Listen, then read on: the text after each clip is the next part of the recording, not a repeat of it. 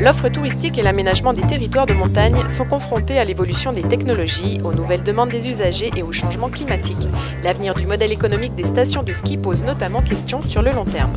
En Savoie, en Tarentaise, sur 14 stations majeures en France, 8 sont regroupées sur le même territoire. Donc ce sont des stations qui, pour le moment, ont une performance économique importante, qui continuent à fonctionner. Malgré ça, il y a pas mal de difficultés sous-jacentes, notamment la réhabilitation de l'immobilier de loisirs, les stratégies arriver à faire venir de la clientèle dans les stations. Comment attirer de nouveaux clients dans les stations? C'est la question à laquelle le laboratoire IREJ a tenté de répondre par le biais d'une étude sur les innovations. Ce que nous avons exposé aujourd'hui, c'est les innovations sur les territoires montagne, notamment en station. Et nous avons travaillé sur les innovations, nous avons essayé de regarder comment les stations de montagne essayaient d'innover et de renouveler leurs services, notamment les services touristiques, pour faire émerger des innovations qui vont permettre d'attirer les consommateurs, les clients et d'essayer d'avoir des propositions touristiques différentes des autres stations parce qu'aujourd'hui l'offre concurrentielle au niveau des innovations touristiques est très importante, donc il faut se différencier. Donc on a fait une première étude au sein de 2 domaines skiables, les Portes du Soleil et Paradis Ski, pour essayer de voir justement quelle forme pouvaient prendre ces innovations. Puis dans un second temps, on a cherché à comprendre, mieux analyser les réseaux qui supportent ces innovations parce qu'on s'est rendu compte que les innovations étaient rarement développées par les stations de façon isolée, mais que pour mettre en place ces innovations, elles développaient des réseaux interorganisationnels et allaient chercher des partenaires de plus en plus originaux qui souvent d'ailleurs n'étaient pas localisés au sein de la station mais partout en France voire à l'international. Et donc on a essayé de comprendre un petit peu comment ces réseaux étaient structurés et fonctionnaient pour délivrer des innovations originales.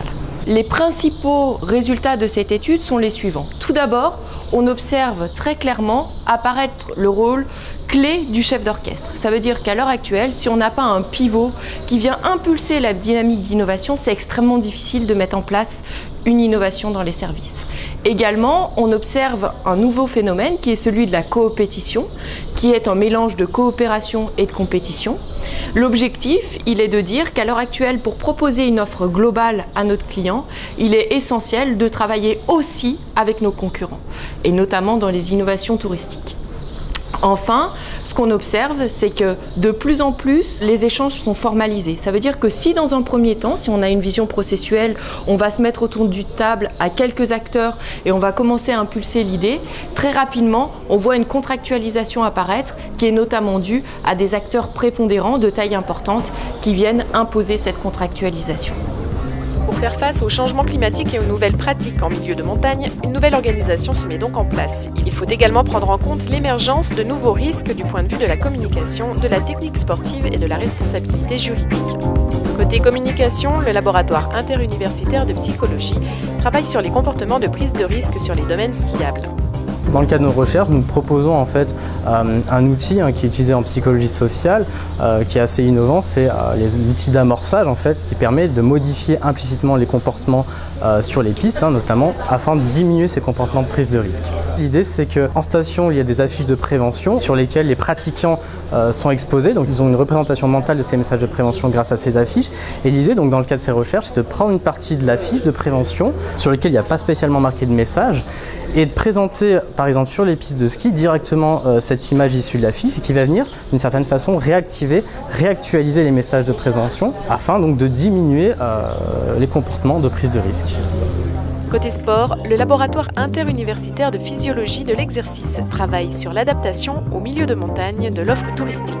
Cette adaptation se ferait soit par du matériel particulier, donc notamment du matériel qui va rendre de l'information aux pratiquants, et une adaptation également de l'offre sportive de montagne, notamment l'été. Par exemple, les sentiers de montagne sont balisés uniquement sur les temps horaires ou des dénivelés. Et, il est évident qu'une personne âgée ou un jeune enfant ne va pas ressentir le sentier de la même manière. Donc nous pensons qu'il est bon de pouvoir évaluer la difficulté du sentier de montagne en fonction des caractéristiques physiologiques ou biomécaniques, c'est-à-dire les capacités d'enjambement des individus, de manière à mieux adapter l'offre donc sportive au milieu de montagne. Enfin, le Centre de droit public et privé des obligations et de la consommation, le CDPOC, a identifié un certain nombre de risques juridiques et propose des expertises à tous les partenaires institutionnels concernés par les loisirs en montagne.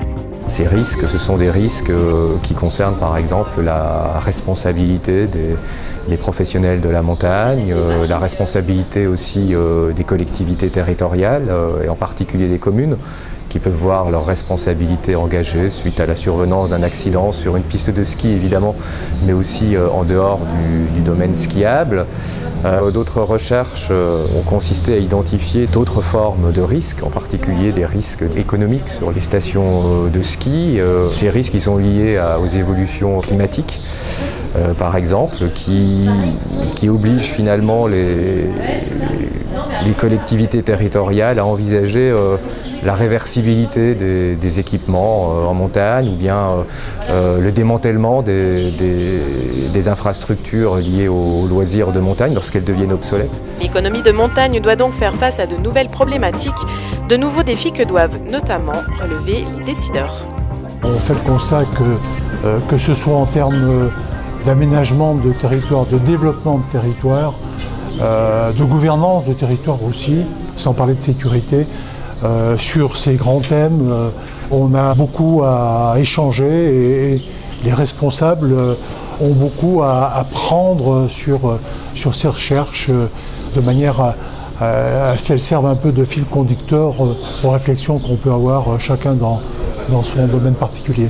Le développement de nos territoires se fait par l'innovation, fait surtout par l'innovation et la remise en cause des habitudes et là ce sont avec ces centres de recherche l'occasion inespérée de pouvoir sortir des sentiers battus.